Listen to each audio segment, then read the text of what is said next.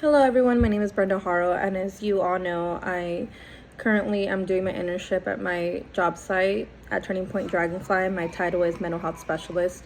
I currently provide mental health rehabilitation services to foster youth and support their caregivers through psychoeducation and case management services. Today I want to reflect on what leadership means in the context of social work, how I've seen it modeled in my workplace, and how I bring it to life as a Christian social worker. In social work practice, leadership isn't just about titles or positions, it's about action, influence, and impact. It's about standing in the gap of the vulnerable, leading by example, and consistently upholding our values, even when the systems we work in are challenged or even flawed.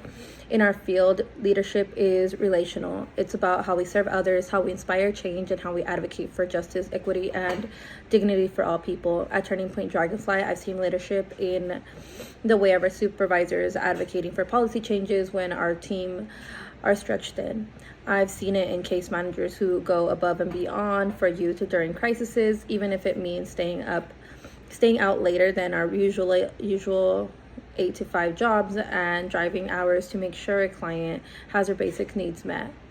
I've seen it in quiet moments, like when a coworker steps into a debrief, a difficult session, or when someone shares a resource that helps a client take their next step forward. These are leadership moments. They're not loud, but they're deeply impactful. Personally, I lead by bringing compassion and stability into the lives of the youths I serve. Many of them have never experienced consistent or safe adult relationships. My role allows me to not only show up consistently, but also help them begin to rebuild trust in adults. That means listening without judgment, affirming their strengths, and offering tools to help them cope with their trauma. As a leader, I also support caregivers. Sometimes that means helping them understand trauma response or guiding them through difficult conversations with their youth. In a sense, become a mediator. I also see leadership as being both as a mirror and a bridge to helping others see their potential and bridging the gaps between challenges and solutions. Now, as a social worker, my faith is what anchors and shapes my approach to leadership. One of the slogans that guides me is, "We are all called to serve, not to be served."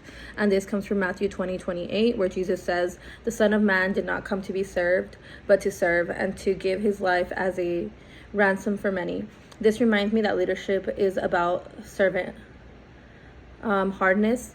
It's about lowering ourselves to lift others up, not in a way that depletes us, but in a way that honors others and sees the image of God in them.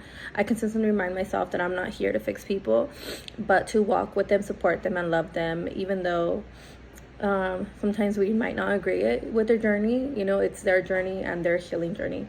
That's the kind of leadership Jesus modeled, and that's the kind I strive to work for daily in my line of work. Another scripture that deeply resonates with me as a leader is from Micah 6:8. "What does the Lord require of you? To act justly, love mercy, and walk humbly with your God." This verse captures the heart of ethical leadership in social work.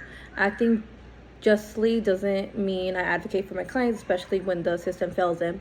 Loving mercy means I lead with compassion, grace, and patience, even when a youth is acting out or shutting down.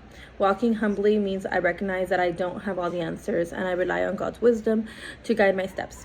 Another slogan that I believe fits well with this discussion is "Lead with love, serve with purpose." This reminds me that everything I do, whether it's driving in a fireball for a session, staying late to finish documentation, or simply listening to youth talk about the trauma, it matters. It's purpose-driven work.